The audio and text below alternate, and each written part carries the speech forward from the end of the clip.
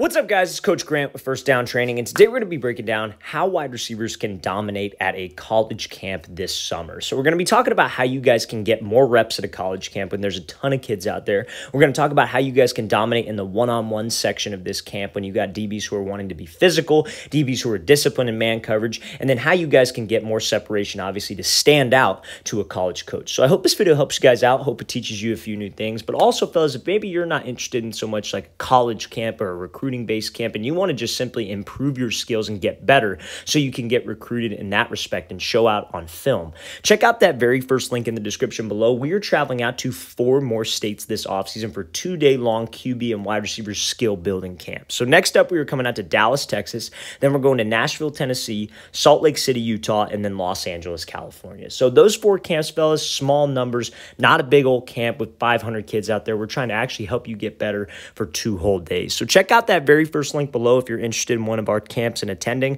Let's get started. So this first clip here, again, this is from a guy we had out to one of our Atlanta, Georgia camps. His name's Cameron Jones, and he's at this North Carolina State camp, right? So obviously what you can see here is that there is a ton of kids, right? This is a lot of people.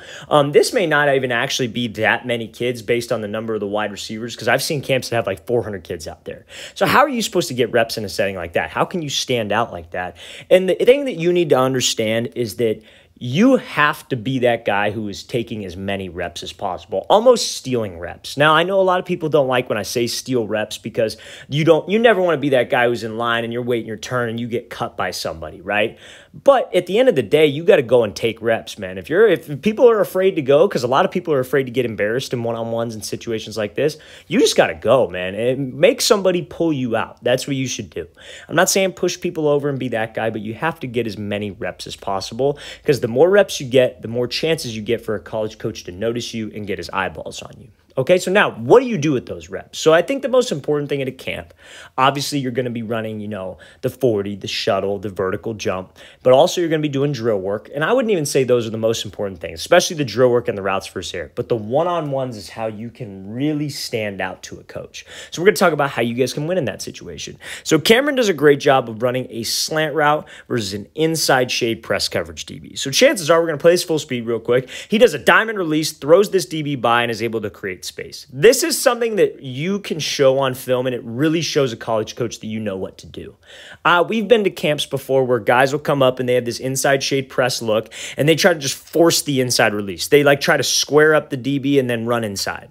Now, here's the problem with that. If you have a slant route and you got a slot receiver also running a slant route, and you take an inside stem and this DB forces you all the way into the slot receiver, it's not good. The spacing of the play is off. So we need to find a more efficient way to get separation, and that's something called a diamond release. So if you have this knowledge and this football IQ, you're able to run good routes, especially nowadays, because I think the receiver position is constantly evolving. Better guys who are, more like route running based, not necessarily just the speedster guys who can run past everybody, are becoming more and more popular. Route running is becoming more and more of a thing. And I think as college coach will really notice that. So what he does here, and he does such a great job of, is on this diamond release attacking the outside shoulder of the DB. 3 hard steps on a 45, get this DB to flip his hips, and then we can put the brakes on one single step. And the key on this is you have to run in full stride. You have to commit your hips and your shoulders to this 45-degree angle, because that's what this DB is watching. You're going to be going up against some talented DBs at these types of camps, so we have to make sure that the details are on. If you come off the line and you don't gain any ground, you're not running in full stride, you're taking choppy steps, that DB is going to sit. If your hips and your shoulders aren't fully committed on the 45, he's going to sit. But to get him off this thing and get him to open up, I have to run, I have to get my hips and shoulders committed and then swap by so I could win on this slant. So fellas, we need to make sure, big thing about this that I want to get across to you just based off this first clip, then we'll get to how to be a more physical type DB.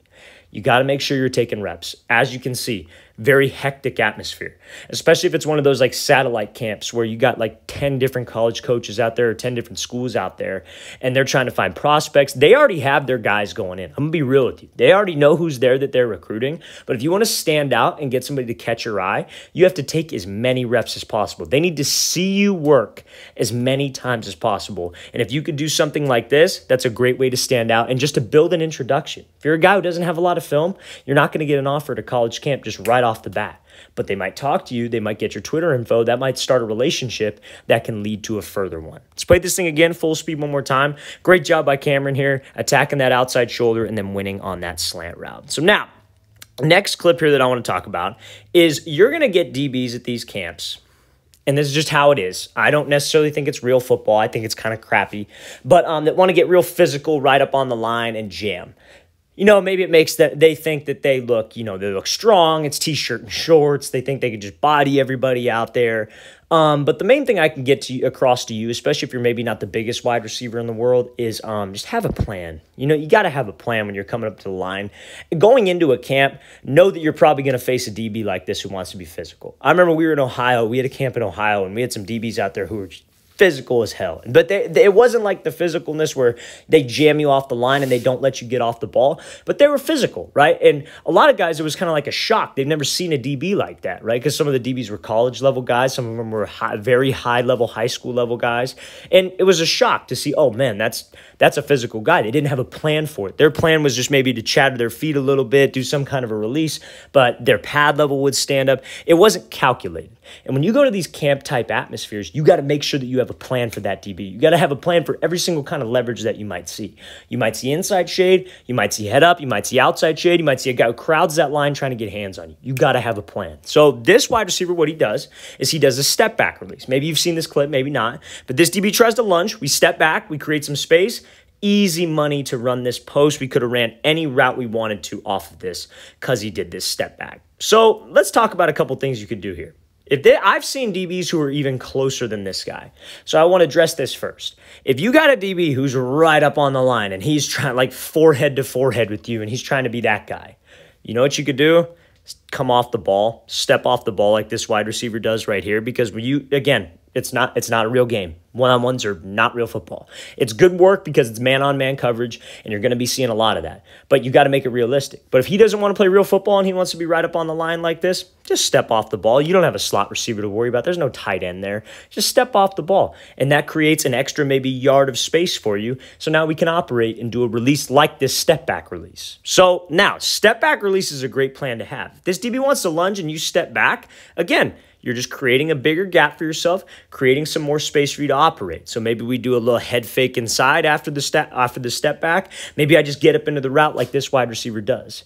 But I created the space. The DB does not have hands, and he is not able to jam and disrupt the timing. So fellas, you face that physical DB. You're in an atmosphere where you're trying to impress a coach. Maybe a coach has been talking to you before, and he's there to recruit you, and you hit that step back. Dude, that showcases, one, you know what to do. But you have to be efficient with it. You can't waste time because college coaches don't like to see that either. But it gives you an opportunity to make a play. It gives you an opportunity to get up into the route and showcase what you can do with your stem, your speed. It starts with getting off the line. Because trust me, fellas, in college, you might be a high school youth receiver who never sees press. I 100% guarantee you will see that in college because the DBs are more talented, they're faster, they're stronger, sometimes bigger than us. So we have to make sure we have a plan to go up against that. Let's watch this thing again, full speed one more time. Great job by this wide receiver stepping back, creating some space for himself, and then allowing him to get up into this route and make a play. So now, last thing I want to talk about here. This is a camp. I believe this is a showcase camp. But what I want to talk about here is just you got to keep it simple at these camps. So this wide receiver off the line, you see a lot of fancy things at these camps done when it comes to press releases, when it comes to going up against man coverage, you know, whether it's like they're running a route, well, they'll run like an out and up, then a comeback, and then they'll break back in. They're doing like 4 separate moves. Here's the thing. When it's one-on-one coverage like this, usually what's the situation? Like what kind of coverage is it overall? It's probably cover 1, probably cover 0. And what does that mean for the QB? He's probably getting pressure, right? So if you're telling your quarterback, like, hey, I'm going to run an out, an up, and then a comeback, that's called a squirrel route. And that's a route that you run off of play action when it's like max protection. That's like a route like the Chiefs run that when Tyreek Hill's on the outside and they have 2 tight ends. So they have 7 guys blocking and maybe even a running back blocking. And Mahomes can take a 5-step drop and have plenty of time to hit this route. That's when you would run something like that. Not when it's cover zero. When it's cover zero, you would run something like a slant, like a fade, like a post, like a corner, maybe a 10-yard out. Those are the routes. You can run some double moves because I get that'll work, like a post corner, post out, things like that. But you just got to keep it simple. So this first clip here is like an inside release fade type thing, but I want to talk about the release because he only does this wide step release. Very simple release. He just takes one step. The route could have been a little bit better, I feel, but the release is what I wanted to talk about. It's just a simple wide step. All it is, a wide step, is when you step with this back foot, you step wide outside the DB's frame, trying to threaten him outside, trying to get him to hesitate, trying to get him to move so we could take an inside release. Again, it's not a complicated release. I see receivers all the time. They do this like karaoke release and they'll like hop on one foot sometimes and try to throw a cut. It's not realistic, fellas. And trust me, a college coach does not want to see unrealistic things done at a camp because he thinks you're just a flash guy. He's not impressed by that. I can tell you that right now. He's impressed by you being able to get off the line efficiently, quickly, running an intelligent route, keeping leverage, keeping spacing, keeping timing, and beating guys on one move routes. When it's cover zero, cover one, QB ain't going to be like, hey, run a triple move. He's going to tell you to run a slant, a fade, 10-yard out. That's it. So we have to be able to win on those routes to showcase my ability to a college coach that, hey, I know how to run routes. I know how to get open. I don't need to run the triple move routes that are pretty unrealistic. Keep it simple, fellas. Let's play this thing again, full speed one more time. If you can win on the simple stuff like this in a man coverage setting, that is a very, very impressive thing to a coach who is scouting. All right, fellas, I really want to thank you for watching. I really appreciate it. If you guys have any questions at all, don't hesitate to leave those in the comment section below. We always appreciate the feedback. It's always great to hear from you guys. And again, fellas, if you'd like to come out to one of our 4 off-season camps, we're traveling out to Dallas, Texas, Nashville, Tennessee, Salt Lake City, Utah, and Los Angeles, California. Again, very first link below if you want to get some working with us this year. I'll see you guys next time.